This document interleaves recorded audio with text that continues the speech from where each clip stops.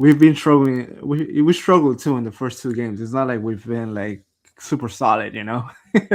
We've been conceding pretty quick in the beginning, so that could also be a red flag for both NYCFC and probably a green flag for Orlando City.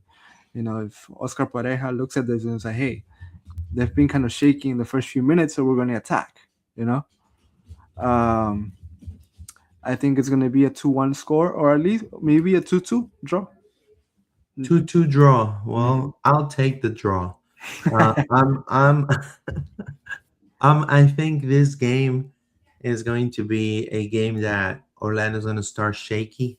I think it's Mm-hmm. going to be different, and then on the second half they're going to get better. I think there's going to be a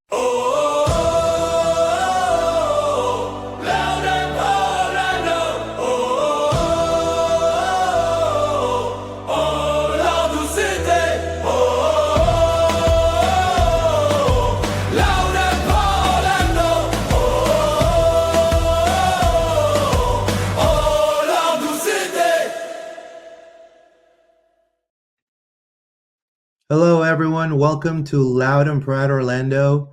I wanted to, you're probably on the way to the stadium, or you're probably watching me later on, or probably you're listening to me later on. So thank you so much for your support. Make sure you drop a like, subscribe, and follow Loud and Proud Orlando on all social media.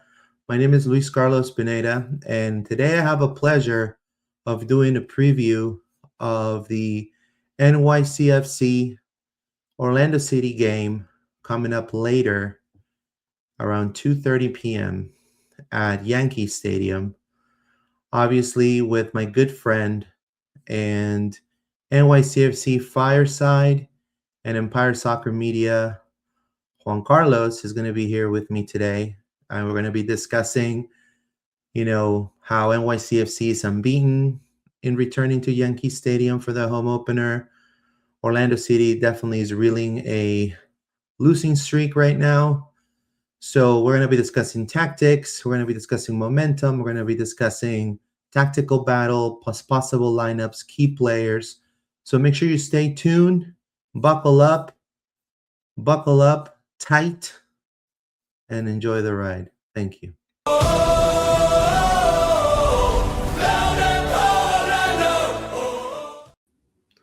What's up, my friend? Good to see you again. I know it's been like over 2 seasons now.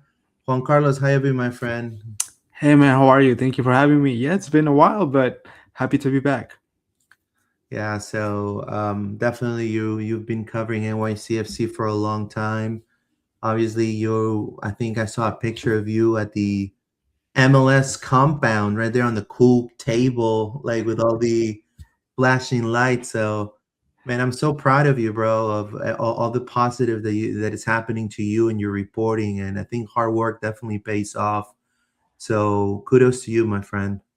Yeah, man, appreciate it. You know, like you said, everything, all of this, all of us who do all this coverage with every team, it requires a lot of work, and we gotta just keep doing it and see, where it takes us. For sure. So, Hmm. let's just start real quick. Definitely, it's the tale of two starts, I believe, in the MLS. Hmm. You have on one side Orlando City, which is Hmm. on a losing streak, Right. dating back to from last season. Hmm. And on the other end, you have NYCFC. Last year, no one saw NYCFC getting this far as they did last year. Hmm. Right now, they're unbeaten. They haven't lost in the MLS. How much do you feel of this momentum gap? It makes sense. Is it maybe a tactical gap between both teams, you feel? Is it purely psychological for both sides? Because obviously there was a rivalry, but I think that rivalry kind of has died down a little bit. Yeah, I was actually gonna point that out. Like that rivalry, I feel like it's there, but it's not as strong as it used to be from a couple seasons ago.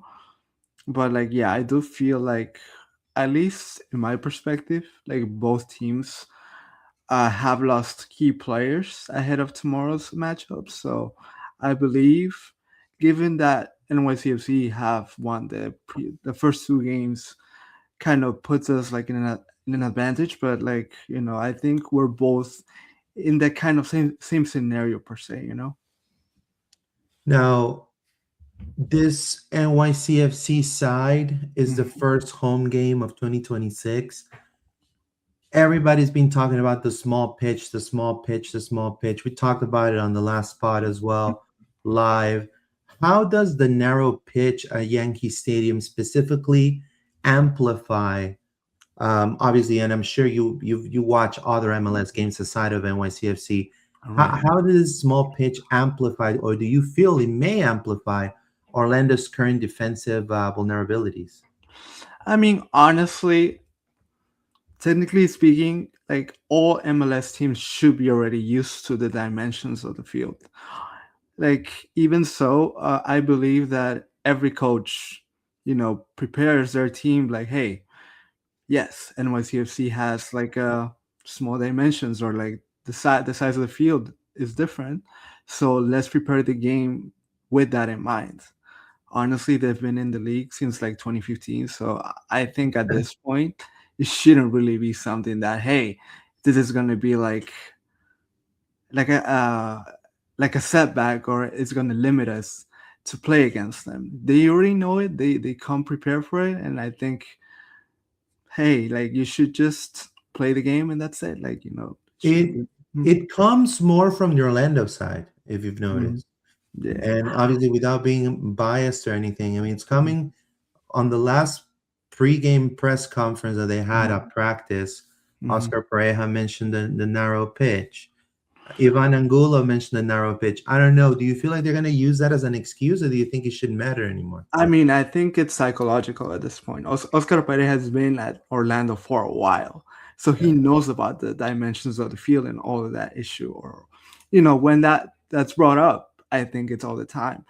If you were a new coach and probably like implementing a new system and working with a new squad or something, or like you got new signings and stuff like that, maybe that's when it comes to play in. But I don't think, it's Oscar Pareja. He's been at Orlando for like a while too. So he knows how to play at Yankee Stadium as well. He's a very good coach. So I think they're just doing that like psychologically. And, I don't think it should be an excuse to actually put it as a pre-game pointer. Now, let's talk about the coaches real quick since you're mentioning the coaches. Oscar Pareja mentioned on that last preview game press conference, which we Mhm, have on our channel. If you guys mhm. are watching or listening, we have I condensed 12 minutes to 3 minutes. Yeah.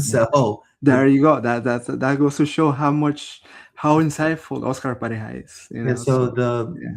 the best takes are there, guys. So Oscar Pareja mentioned that Orlando is struggling for consistency, obviously with a lot of young players, and also with players with injuries.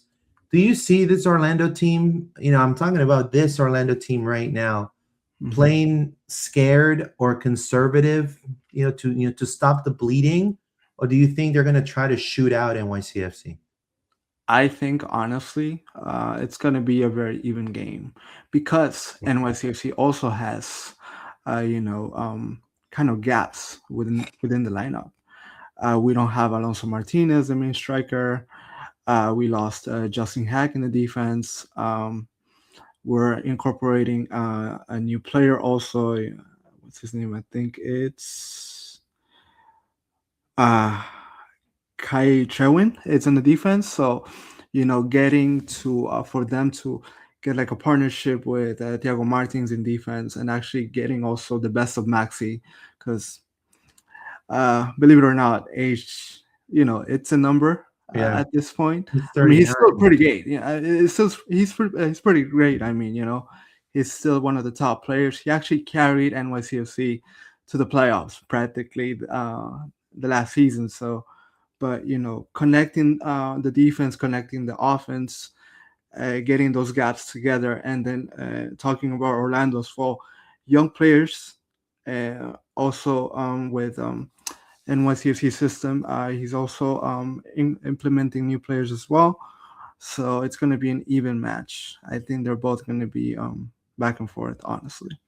Now, Pascal Jansen, Hmm. he used to be the AZ Alkmaar former Hmm. coach. Hmm. He's brought a very specific Eredivisie inspired structure to New York City Hmm. FC.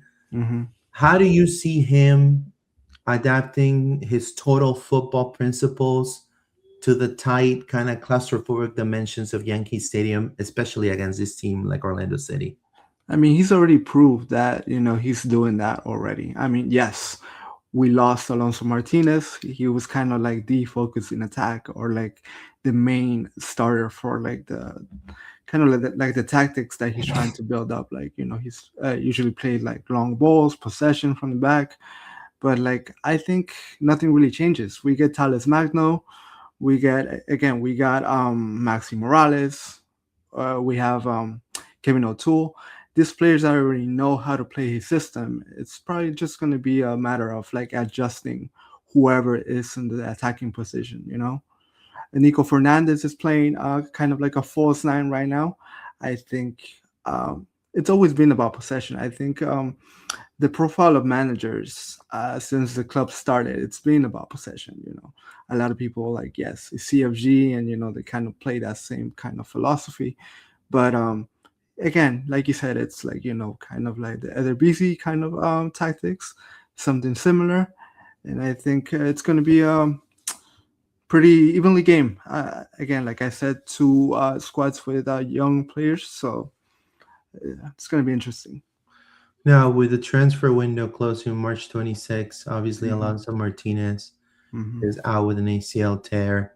Hmm. Um, Obviously, Pascal has been using Fernandez and Hmm. Talis Magno, I believe, as a false nine. Hmm. Do you think that's going to change the way Orlando has to be defending compared to having a traditional nine? I mean, yes, it could change it because, uh, Oscar Pareja could be like, hey, not having a nine could actually like move some set pieces from their end, and then we could find some gaps. It's something different when you see that the other team has a nine, and in this case, playing with Alonso and playing without Alonso kind of changes the kind of like the prep for the game, even for Oscar. Like last season, he's gonna have to be like, hey, Alonso Martinez does the runs. Alonso Martinez like pulls out like the defenders, but now not having him as a main player in attack could be like, hey, Nico Fernandez is going to move this way, so there's going to be a gap in this space. Thales Magno could be playing as a nine, but then him playing as a nine opens a gap in this part of the field. So he's going to be kind of like exploding whatever gap playing with a false nine can create. That's why NYCFC is kind of looking into signing a proper nine, because we know that we're going to be with Alonso for practically most of the season. So that's probably going to. Are you guys looking for a striker? Yes, it's being reported that yes, we are looking for a proper striker, because again, they saw what Alonso Martinez can do. They see the difference, what it does to play with a proper nine than actually improvising with a false nine. So they are actively looking for a striker. Yes. Personally, the front three, I saw Thales Magno playing in Brazil not too long ago. Hmm. That kid that came from Elche, Fernandez, is actually really good too. Hmm. Um, Now, obviously, despite their form, I think out of Orlando's side, Martin Ojeda, Marco Pasilic both scored against Miami. Hmm. They were 2-0 Orlando in the first half, and then they had a terrible second half. Hmm. Which Orlando player do you think that NYCFC, maybe Pascal or the coaching staff, maybe I wouldn't say scared, but Hmm. maybe tough to contain on a 1v1 situation, do you feel? I mean, honestly, they don't look at one player in particular. They look at the whole, like as a unit, because they know they're gonna be building together. Like he doesn't really individualize tactics. If if the whole team moves, like they have to be looking at how to work collectively instead of looking for a one man kind of like neutralization per se. So I think they're going to be looking at all the lines within the field. Obviously, Orlando's going to be coming out with their 4-2-3-1 system more than Mhm. likely. What system do you think Pascal will be using tactically against Orlando City? I think it's going to be a 4-3-3. 4-3-3. Mm-hmm. Okay. It's going to be a four Now, three three or like a 4-2-3-1. Orlando right now has been struggling with, Mm-hmm. especially in the mid, obviously the losing Cartagena and then Mm-hmm. having Joran Gervais, which was key last year, Mm-hmm. also sidelined. You have a newcomer like Brian Ojeda from RSL Mm-hmm. taking the helm. Obviously, Wilder is probably going to miss this game and the probably the next 2 or 3. He's out for almost like 13 weeks, I believe. So almost Mm-hmm. like 3 or 4 months. Um, there's going to be, Colin Gusky got a red card, which is the rookie. Mm-hmm. So technically, it's going to be Brian Ojeda and Atuesta more than likely. Mm-hmm. Um, how do you think, you know, this Orlando team that you faced? I think it was to be faced so many times. Mm-hmm. The how do you compare as an NYCFC reporter how this Orlando team is looking right now, especially in the mid and the solidity based on their tactical lineups? 4-3-3 or is a 4-2-3-1. Mm-hmm. How do you think that, do we look kind of depleted, you feel? Do you think that there's still some chance for Orlando to maybe try to dominate the mid? I mean, there is always a chance because, again, like I said, both teams have lost players.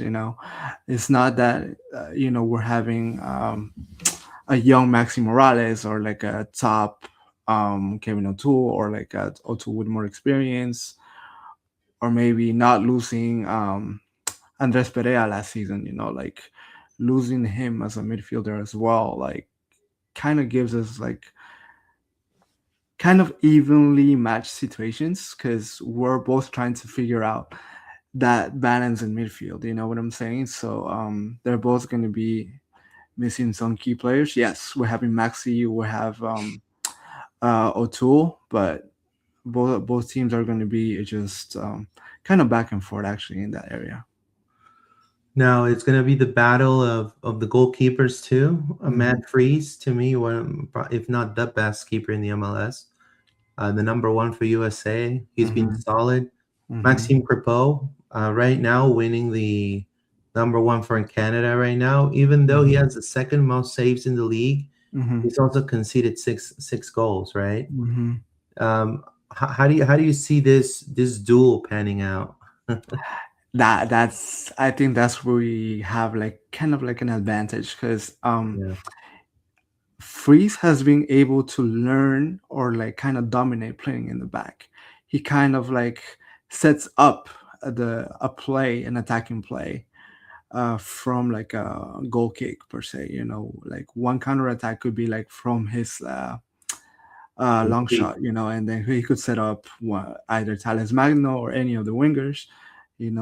One he knows how to pick the attacking players out. So aside from being, a top goalkeeper and probably one of the, he's going to be the number one for the U.S. Men's national team in the World Cup, in my opinion. But um, I think in that duel, Freeze has like the upper hand.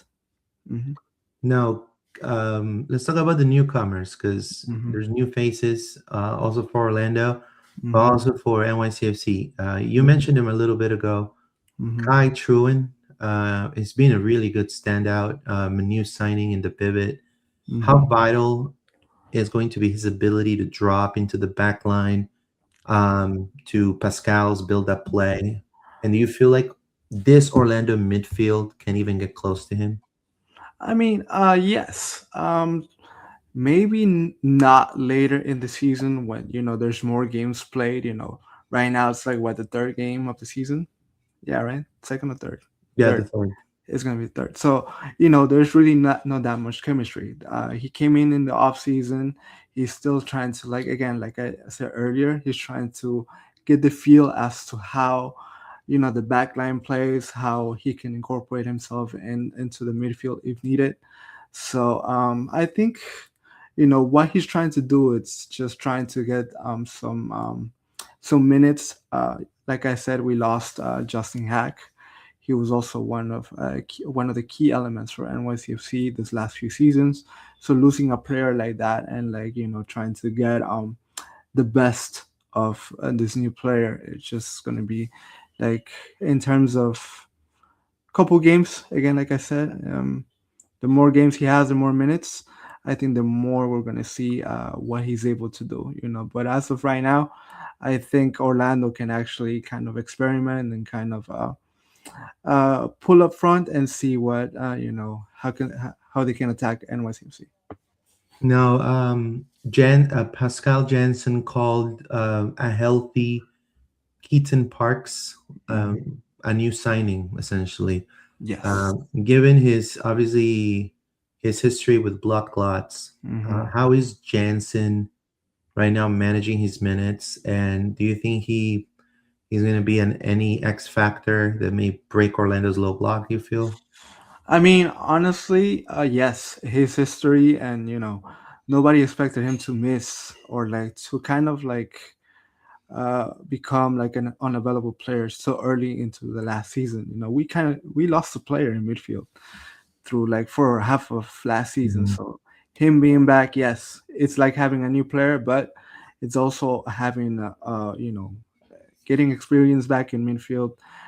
We still don't know, and hopefully it doesn't return this whole cloth thingy. But the issue, I mean, but I think it's gonna be like a strong point for us, yes. But again, having him in midfield alongside Maxi, um, he has a different playing style. Pascal sometimes brings him in for more defensive work if we need to Right. hold the ball or if we need to like create more tempo. If we need to defend a bit more. It depends on how he views the game against Orlando. If he starts, yeah, we're gonna start defensive. If he doesn't start, we're gonna be in attack, or like whenever he comes into the field, whatever like he needs him to do, it's gonna be like dictating the tempo of the game, if anything. What are two or three players Orlando needs to watch out for in this game? Maxi Morales, probably Agustin Ojeda. He always do great against Orlando. Max, Yeah, he always scores or has a couple of assists. yeah, he actually scored in the last two meetings last Yeah. season too. So I think Nico Fernandez, Agustin Ojeda, and Maxi Morales. There's going to be three Ojedas on the pitch Oh tomorrow. yeah, there you go. Look at that. So Isn't that crazy? it is. It is. You imagine the commentator, Ojeda, Ojeda, Ojeda. Ojeda, Ojeda to the queue. But yeah, it's crazy. And honestly, I think even Freeze, if I could add a fourth player, I think Now, I he's want to gonna ask be. you a couple of more questions as well. So Orlando is likely Mm-hmm. starting super draft pick Nolan Miller from Mm-hmm. Michigan at center back. Okay. Obviously, Robin Jensen, it's injured. Mhm. He probably won't be in the next few games. Okay. Um, there's also and I'm sure you've heard of the signings for Orlando City. This in this window, Iago from Flamengo, Mm-hmm. under 20s, Mm-hmm. Copa Libertadores champion, Mm-hmm. MVP of the Copa Libertadores under 20s Mm-hmm. this year. Um, was signed by a big fee for Orlando City, 20-year-old. Mm-hmm. Hasn't really had a lot of good matchups so far. Mm-hmm. So the center back duo is probably going to be Nolan, which play with Columbus MLS Next Pro. So he kind of has a little bit more MLS experience. And it's Mm-hmm. going to be David Brecalo. Mm-hmm. Now, how will Jensen's wingers, because this is something that I've noticed lately, both of our games come from the wings. Mm-hmm. And clearly, right now, it's a very even Stevens. And one side, we're going to have probably Van Angulo or Tiago. You guys have Wolf on the other side, Agustin Ojeda. Mm-hmm. You guys have Agustin Ojeda. We have also Marco Pasalic as well. How will Jensen's wingers, Wolf and Ojeda, especially specifically, will Mm-hmm. target these kids because they're kids. Nolan and Right. Iago, Mm-hmm. they're kids essentially. Right, of course. I mean, I think it's basically on experience. One thing is whatever the manager tells you, and something else is what the players see themselves. If a Wolf notices that the kid is nervous, or like he tends to make mistakes, they're going to attack him, or they're going to attack his area. You know what I'm saying? They're probably going to create a 2-on-1. Maxi's going to be able to actually kind of pull up as well. Whatever they see, whenever they see a mistake, or whenever they see that he's a bit shaky, you know either one of the wingers or the midfielders are going to be like, hey, you know what? We're going to do a 3-on-1, or we're going to be able to actually get past them with one or two plays. So it's mostly based on experience. But again, give him a few more games, and I think, he is going to showcase why he's one of the top players, or like why Orlando signed him for a big fee. Now, what is the worst tactical or mistake that Mm-hmm. you could make facing is this NYCFC team currently Mm-hmm. in this pitch?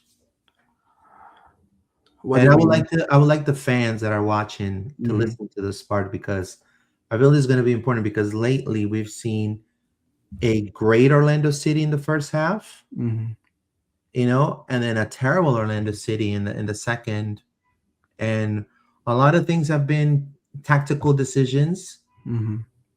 Some of the bench not panning out, like for example, bringing in somebody like Tyree Spicer and not working out the way Mm-hmm. it might have worked out against Colorado in the preseason game, final Right. preseason game.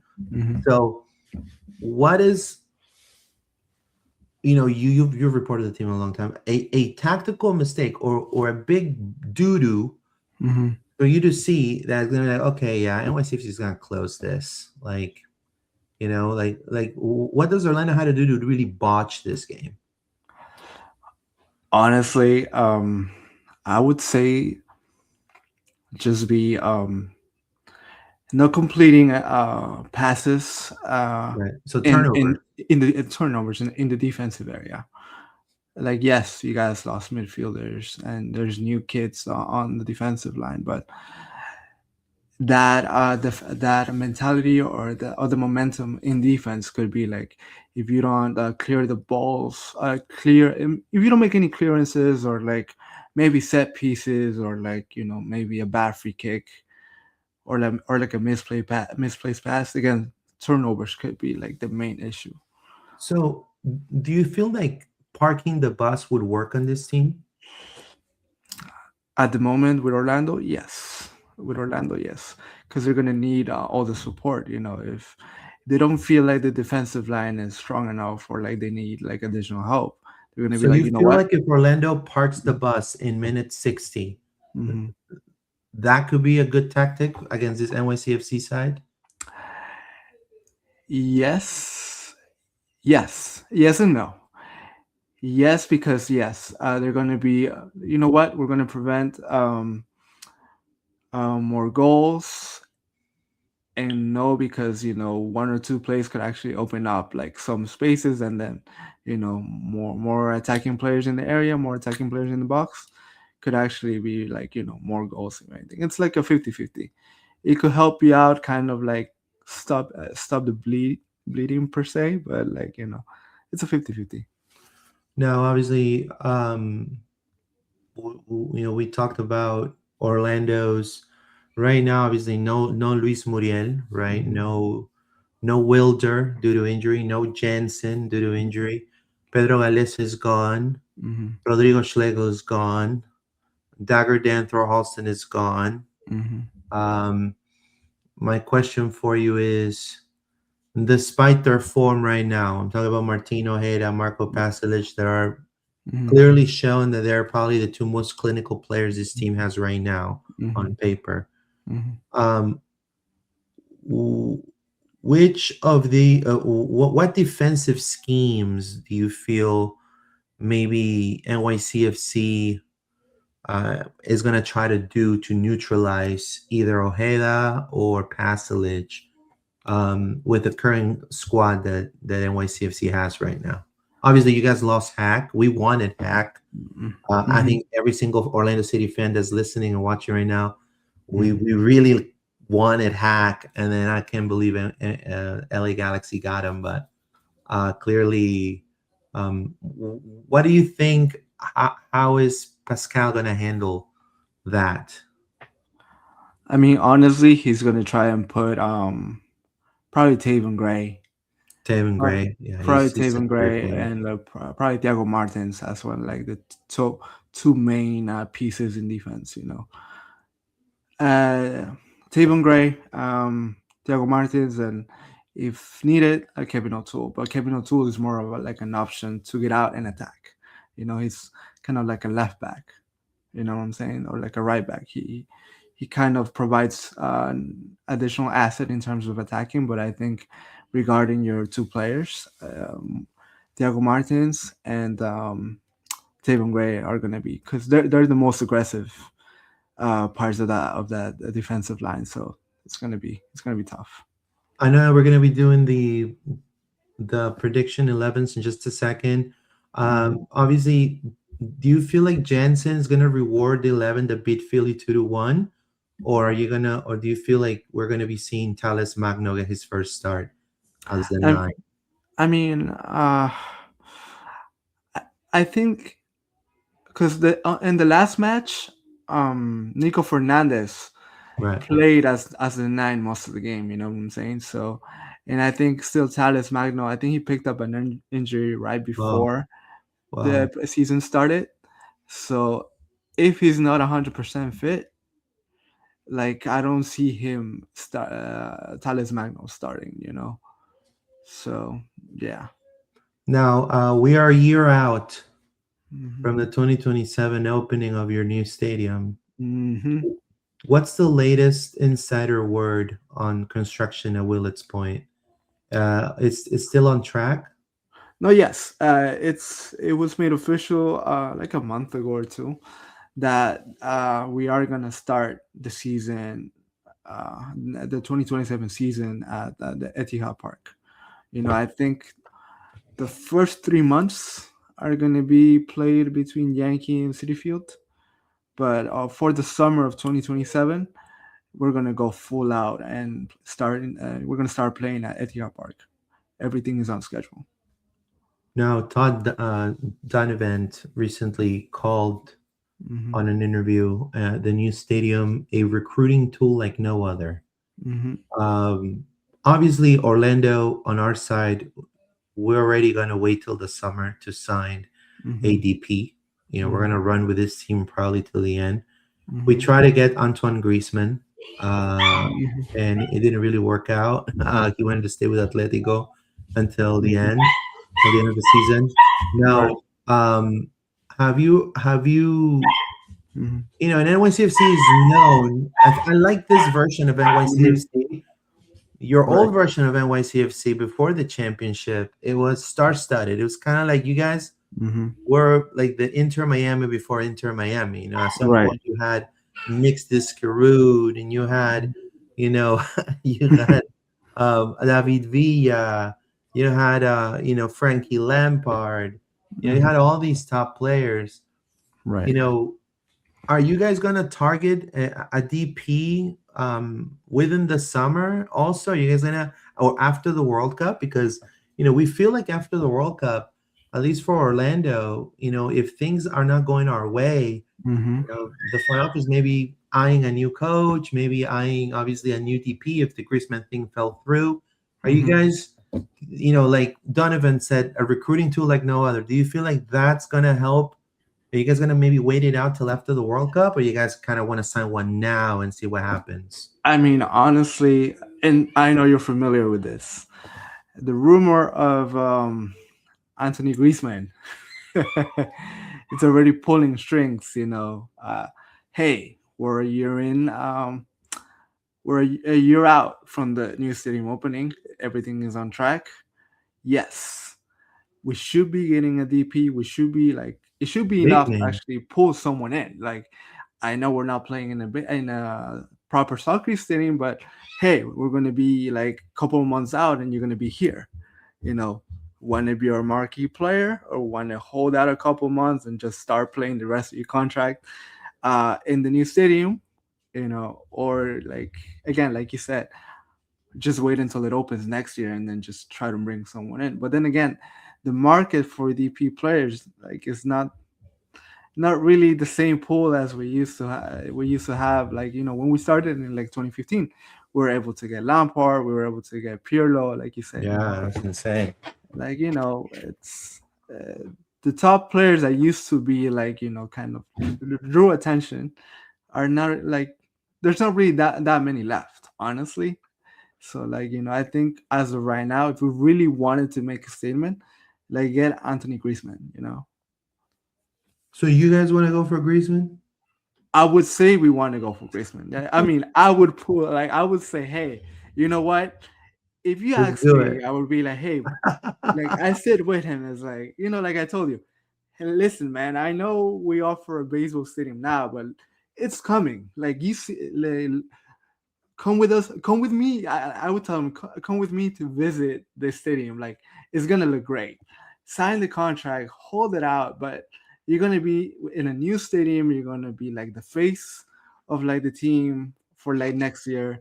Just hold it out, sign with us, and just like it's New York City. You know what I'm saying? Oh yeah, I know what you So mean. I like mean, yeah, big market, big big market, New market. York City. Yeah, And definitely, I mean, for us at least, and I mentioned it on the pod, it's a little different because our market is small. yeah. We're known for Epic Universe and Disney Mhm. World and not a lot of things, I but mean, we honestly, that's enough. If you ask me, that's enough. It's a yeah, but I good mean, weather. What you mentioned too. I still think it's enough to pull someone in. It's like, yeah, you just gotta throw a big bag for Orlando. You know what I mean? Like yeah, you for Orlando is gonna come a DP is gonna have to come throwing a big bag, hmm like a 15-20 mil bag, right. that you can entice somebody to take the project to Orlando City. Because right now, there's a lot of question marks on the momentum of the team. I mean, right Right. now, we could be going, we're facing a really tough NYCFC team on a pitch that we haven't won since hmm 2017. Yeah. So I mean, the reality is, I mean, we could be going 0-3 here. And hmm I think if we lose the Montreal game, I think some heads are going to be chopped. That's what the rumors are. hmm And so if I'm Griezmann and I'm hmm kind of watching, you know, Right. does it really attract me to come to an 0-5 Orlando City? hmm Right now, you know what I mean? Right. Or But I then, wait for like a New York or an LA to call me up. honestly, I think LA like there must be something must be done with like the East teams to be like we got to do something. Either you get him or I get him, but like there must be a way that they stop signing for LAFC or like LA Galaxy. They have to stop getting these marquee players. Well, yeah, I agree with you. And I think it's Uh, going to come by loosening up the restrictions. You know what I mean? right, Because I think NYCFC, when it first started, it started kind of like with the Inter Miami model, right. you know, getting big names and then kind of putting some fluff around it and see how it works, right? Mhm, But your championship, the mhm, championship NYCFC, my hat's off. I mean, that team it had homegrowns on the mhm, bench. It had not, I wouldn't say like Messi level type players, even though right. Tati Castellanos was a beast. Mhm, Alexander Callens was a beast, right? mhm, Obviously, no disrespect, mhm, but they weren't like on the level of a Messi or a Busquets, you know what I right. mean? Mhm, A Heung-min Son, right? mhm, Griezmann, right? mhm, So, but NYCFC won their championship, and I think right now they're following a model more kind of mimicking Columbus or Philly. You know what I mean? And I like it because I think in NYCFC lately has been very gritty. Mm-hmm. Very, very, very fighting. Like Mm-hmm. they fight 180 minutes, like Mm-hmm. nonstop. Mm-hmm. And I think that character was built after the championship. Yeah. And that's Mhm. what a championship gives you. You know what I mean? Right. Yeah. Yeah. So, Exactly. Mm-hmm. so I think that's fantastic. Now, let's do the. We're gonna do a mock-up starting lineup real quick. Mm-hmm. Mm-hmm. So we have NYCFC here, four Mm-hmm. three three. Do you think it's going to be anything like this, or Again, let me see. we got Fernando. Freeze as your goalkeeper? You got Right. Tevin Gray on the right, Martins and Raul right Yeah. there in the middle, and the center backs. Mm-hmm. O'Toole on Right. your left, Mm-hmm. O'Neill, Parks, and Morales. Mm-hmm. Then up top, you got Ojeda, Fernandez, and Wolf. Right. I'll make a couple of changes. Give me 1 minute. Let me see. Yeah, yeah, Max. you can tell me and I can change them. Right. Of course. Then I'll put. Let me see. Nico Fernandez. No, it actually no. It checks out. I will put Ojeda on the right though, because I think he's on the left right now. Yeah. Yeah. And then No. Wolf. Yeah. Exactly. Yeah. There you go. So Ojeda on the right and Wolf on the left. Yes. Okay. So you're looking at, if you're listening, you Mm-hmm. got Freeze right here as your goalkeeper. You have Mm-hmm. Gray. Tevin Gray is such a great player, man. Yeah. To me, he's my favorite player from NYCFC right now. Yeah. Tevin He's a Gray. fighter. He's a fighter. Yeah, he's a beast, man. You got Martins, Raul, O'Toole. That's your back four. Mm-hmm. You got Parks right there as your six. You got Mm-hmm. O'Neill and Morales. And then Mm-hmm. up top, the three up top are going to be Wolf on the left, Ojeda on the right, and then Fernandez right up top as your nine, as your Right. false nine or nine, essentially. Yes. Mm-hmm. The Spaniard. So, Yeah. and NYCFC has gotten really good luck with Spaniards. I mean, David Villa killed it when he came. Yeah. Like, yeah. So, when it comes to Orlando City, I'm gonna kind of give you a little bit of the lowdown on what's happening with Mm-hmm. Orlando City. So, Mm-hmm. if you're listening, per sources, Tyree Reed Brown won't be part of the starting lineup. It's going to be Adrian Marin. That's what I've been told. Mm-hmm. So we're expecting the Spaniard to come back.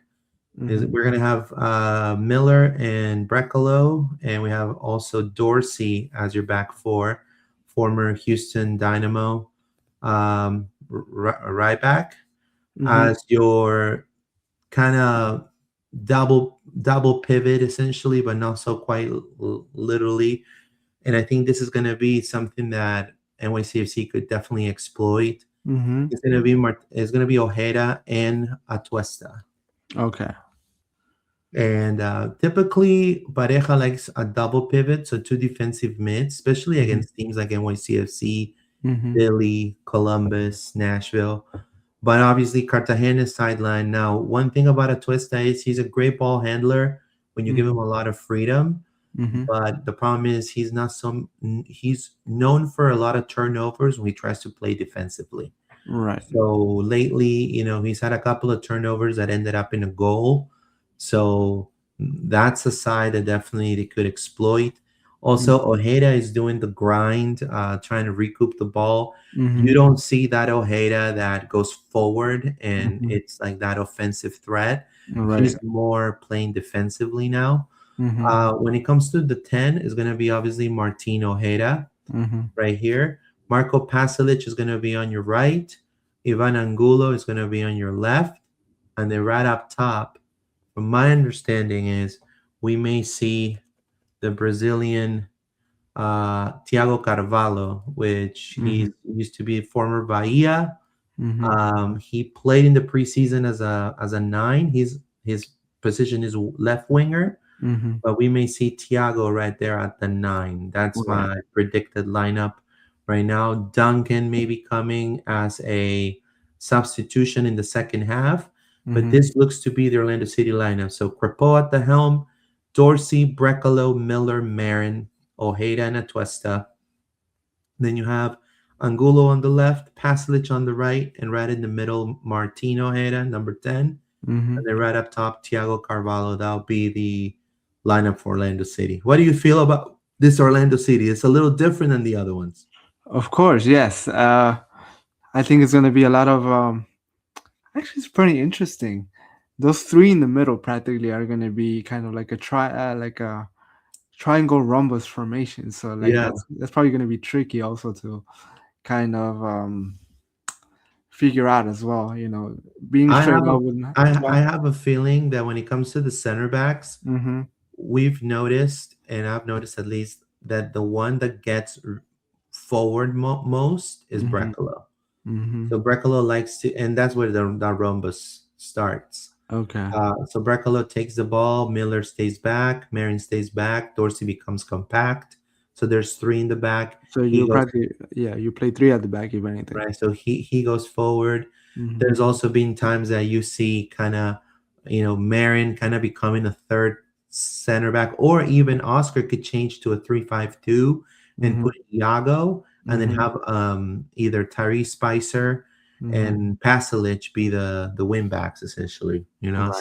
Mm-hmm. So those are a couple of kind of tweaks or The changes formation. that they could do Yeah. there. But what is your prediction for this game, Like score wise. score wise? Score wise, honestly, we've been struggling. We struggled too in the first two games. It's not like we've been like super solid.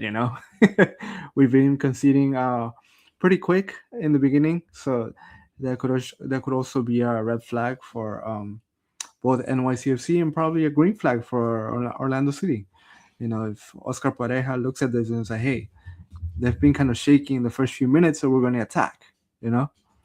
Um, I think it's going to be a 2-1 score, or at least maybe a 2-2 draw. 2-2 draw. Mm-hmm. Well, I'll take the draw. I'm I think this game is going to be a game that Orlando's going to start shaky.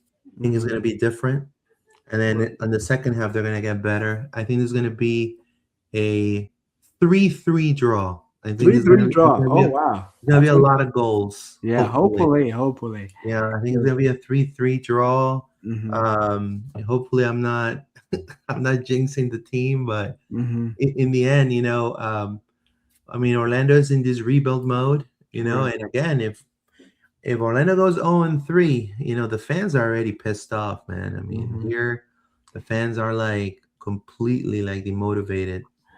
I, I mean, honestly, I know he didn't play in attack, but like losing a player like a Yese, it's enough to actually, like, Well, he it's was because such of a, it's yeah, because I know, but he was the player for Orlando City, if you ask me.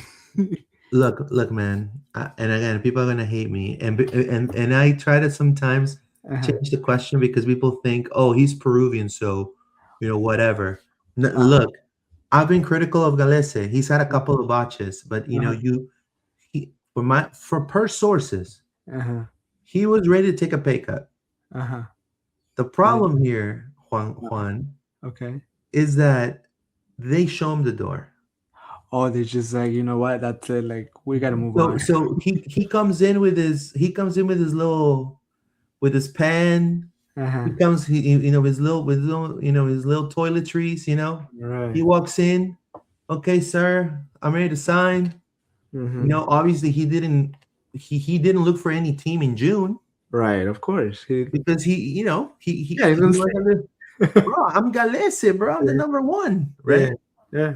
And then he sits and says, "Hey, before you sit down, we just want to let you know There's no offer. there's no offer, bro.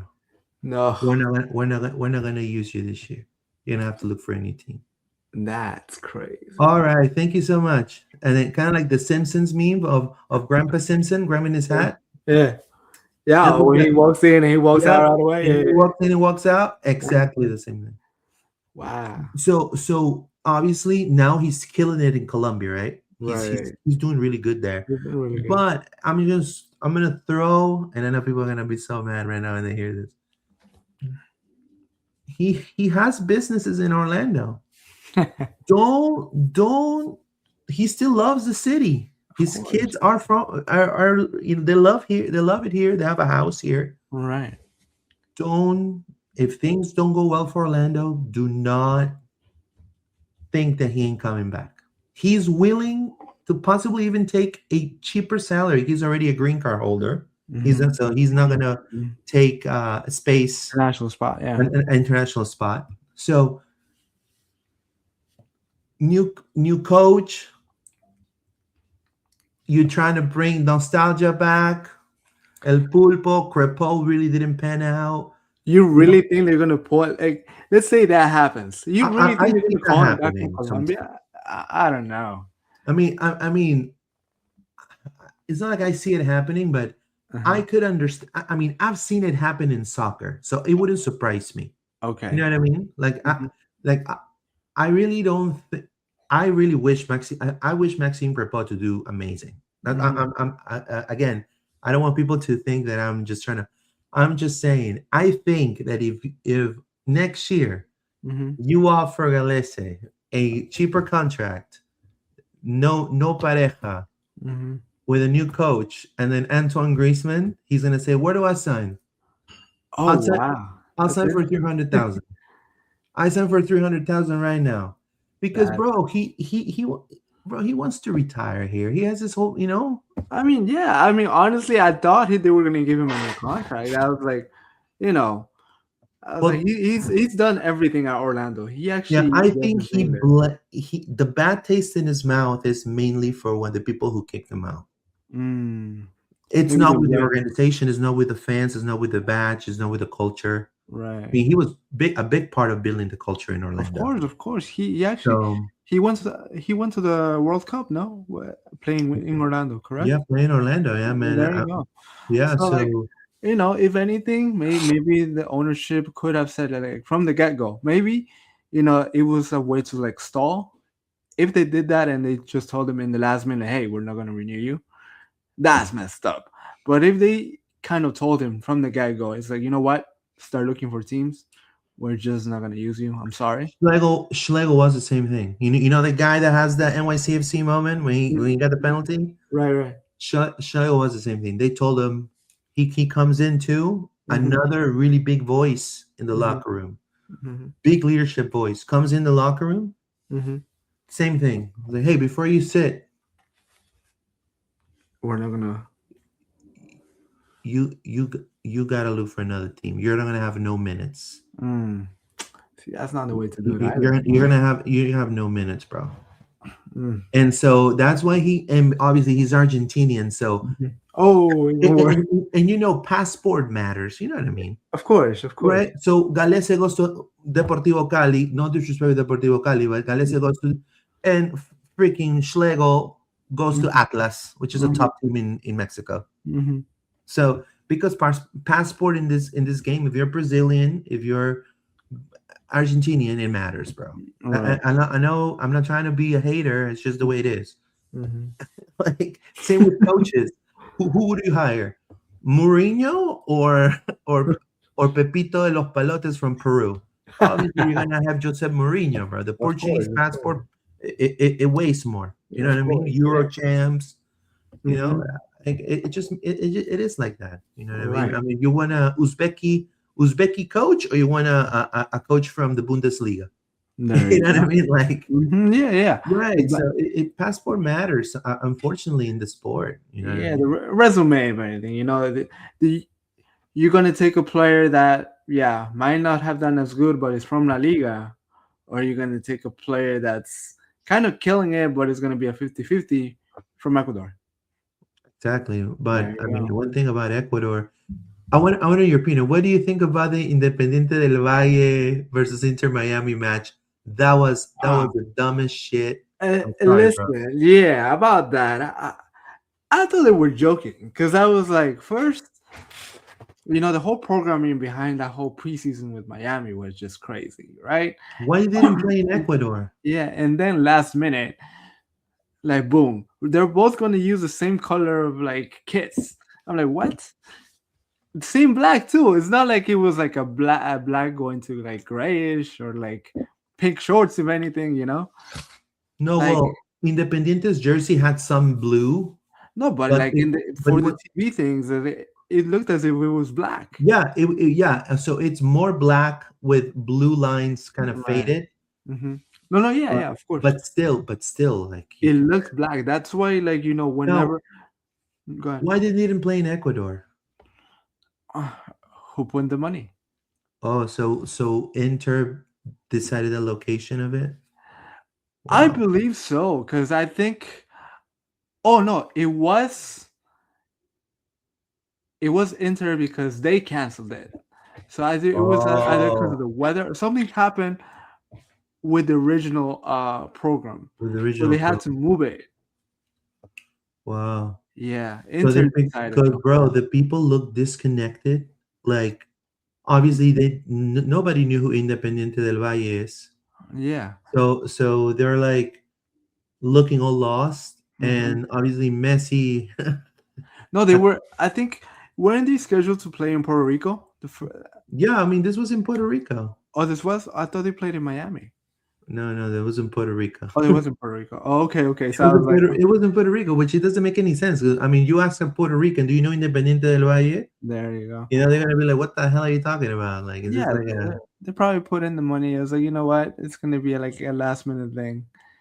They yeah?" agreed to it. Both parties have to agree to it. It's like, you know what? At the end of the day, we're gonna take the money. So whatever you want to do, we'll do it. Another thing I do believe, and I was telling to other people in the MLS that I talked to, I think the Red Bulls should be called New Jersey Red Bulls. I don't know what are they waiting for?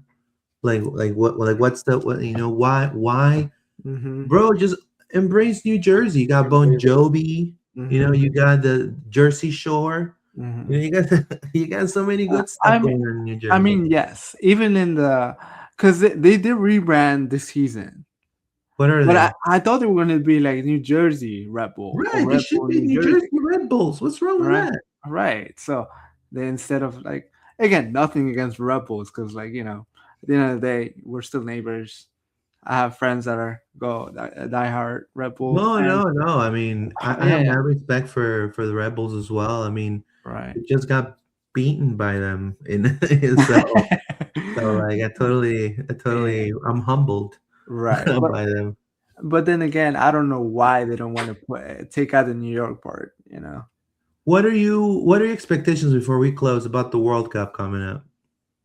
Ooh. Have you Should I applied? say should I Applied say yet? like sporting wise or do you think like in general? Yeah, have you applied? I'm about to. I'm about Yeah, to. I That, already applied. I'm waiting for a decision right now. yeah, that whole process of deciding. It's. I really thought this is going to be my first attempt at covering the World Cup, so I'm still kind of like in the nuance as to what's going to happen and how it's going to happen. So, yeah, I'm going to apply. Hopefully, I get to What do cover you- it. Go ahead. Definitely prices are going to go down for tickets. I hope so. Yeah. I hope so because I mean, I don't know if you read. I don't know if it's true. Someone told me that the playoff games, the tickets were starting at like $20. I don't know if it's true. So Again, For Bolivia and Bolivia, all the playoff games. bro, do you think Don't do Bolivia's that. gonna make it? Do you think Bolivia's gonna make it? I really want them to make it. I really I want them. really want them to make I him really too. want them to make it. Honestly, they should Bro, have. Martins came back from I know. I was retirement. gonna go to that too. I You was like, see, for him to come back, it's crazy. bro, it just made sense. I mean, Bolivia doesn't have a lot of international superstars. Yeah. Of course, he wants to come back from retirement to play for Bolivia. Peru should have done the same with Claudio Pizarro, but because we are very, I don't know who do we think we are. Mm-hmm. Like we look, I don't want to talk crap, but it's completely true. Peru is the Honduras of CONMEBOL. No. Okay? We I are. did.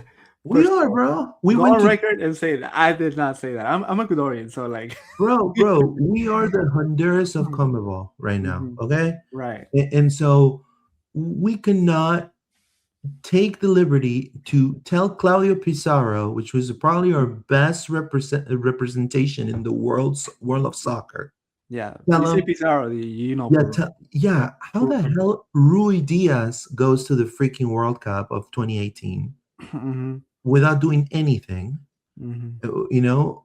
And then you have freaking Pizarro not go, and he was playing in Cologne in Bundesliga There you go. in FC Cone. And I'm like, what the hell are you doing? Right. But again, that shows you like South America, each country thinks very different. No, wait though. Hold on. Yes, Peru made a big mistake there, but I think in terms of Bolivia, they brought him back because Martins retired because he was, I'm done.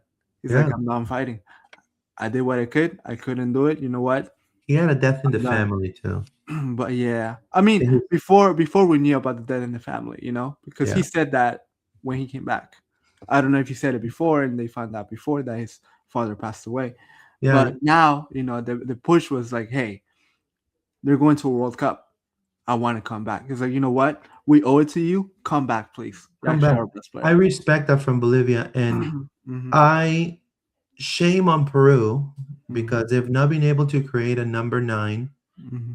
and they still have Paolo Guerrero playing with 42 years old. Hmm. To me, it's a disgrace that they're Hmm. not, and to me, it's an insult for Paolo to be playing at this age right now. Hmm. He should have retired with campeón of Copa Sudamericana. He should have Yeah. retired champion of Copa Sudamericana with Liga. Hmm. Yeah. He would have retired on top as a On top. legend in Liga, Hmm. legend in Brazil. You know, that's Legend how in he should have, Corinthians. Like, and he just, and I'm gonna tell you guys, that's what I'm saying. Footballers, some of their lives are whack. I found out the reason why he wants to keep playing. He has 8 kids. there you go. And Gotta not only keep that that, he's check. about to get divorced for the third time. Oh no. So clearly, he didn't Mhm. really Yeah, put. he needs the money. He's tapping on his savings right now. You know what I mean? So Yeah. crazy. But anyways, high expectations for the World Cup. I know that we live in a moment's time that is very complicated right now. Yeah. Obviously, the whole Iran situation. Yeah, it's Uh, the uh, whole political they map is just they kind of bow stealing the down. World Cup. They're definitely not gonna play. You think they're not gonna play? No, I don't think Didn't, they're didn't this quitting. happen in '94 too? I think they came in and played. Yeah, There yeah. was also conflict in that same year, Well, and they the question is, what are they going to do with their spot? there you go. That's what a lot of people are saying. If they drop out, they have to play like a playoff, like a new playoff.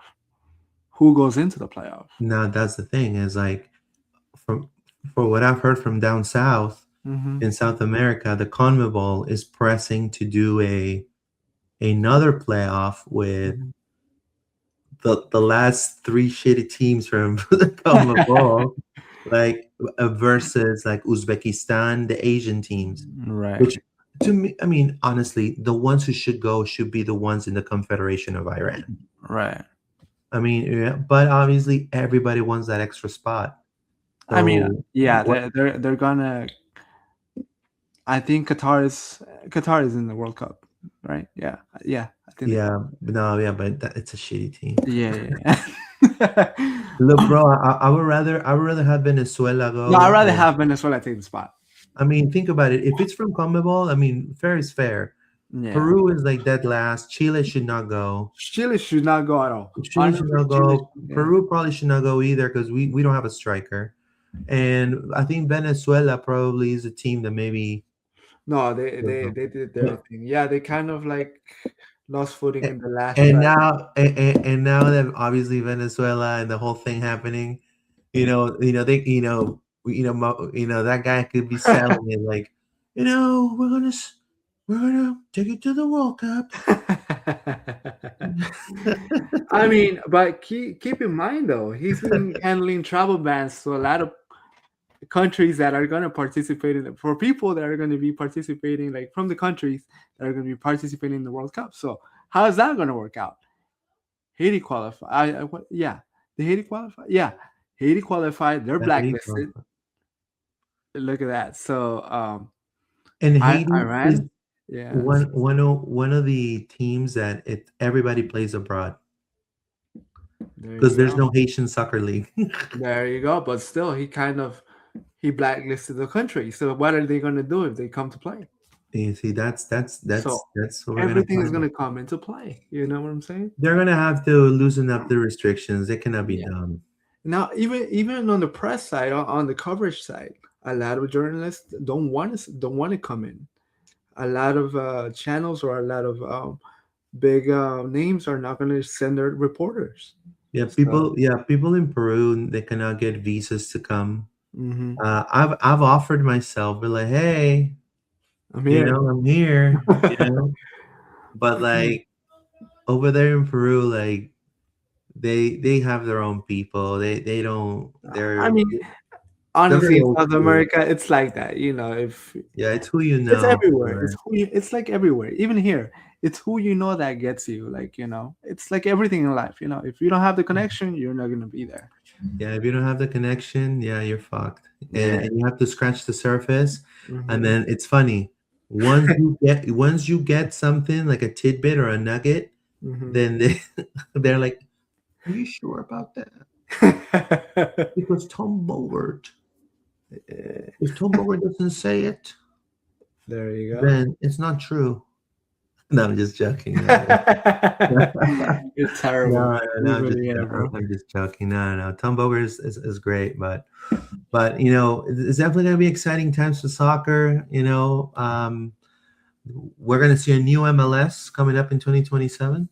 Oh yeah, the So, calendar switch. Yeah, that's gonna be interesting so too. it's going to be a new MLS. That's going to be exciting. Hopefully, the MLS The loosen up kickoff times have to change. That's what I want. The yeah, and, kickoff and times have to change. hopefully they loosen the restrictions. They loosen the restrictions for the teams to sign better players because the MLS is going to be way more attractive. You want the MLS to be more attractive.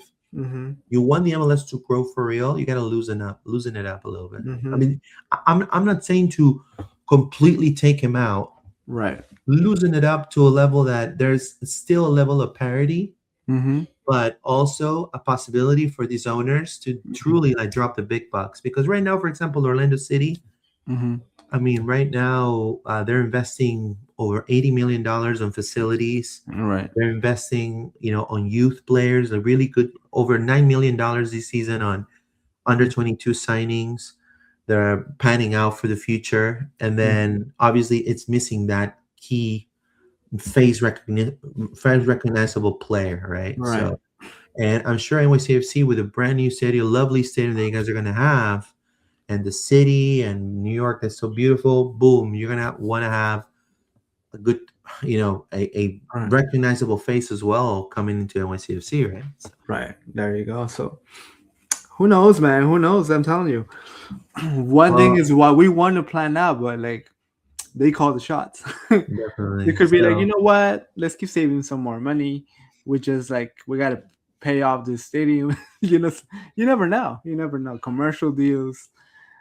It's all it's all a big map, all a big web. You never know. definitely. Well, I wanted to thank you for coming here, Juan Carlos. Appreciate you tremendously. No problem, You man. can find Juan Carlos right here. He's his X account, Mm-hmm. Empire Sports Media, as well as he was part of various sports networks. That's where we met. We were both part Mm, of various sports, and then yeah. NYCFC Nation as I well, and mean, I mean, NYCFC Fireside. Is that correct? yeah. That's the first. It's the Instagram account. You can always find me at Food Zone Central as well. That's like my new little project. I'm still under Empire though. Okay, fantastic. Well, hmm thank you, Juan Carlos, for being here. We appreciate you always, No problem, man. and we'll see you guys. Make sure to subscribe, drop us a like, drop us a comment, There and you we'll go. see you guys on Monday. And again, as always, vamos Orlando. Have a good one. Thank you, Bye, guys. guys.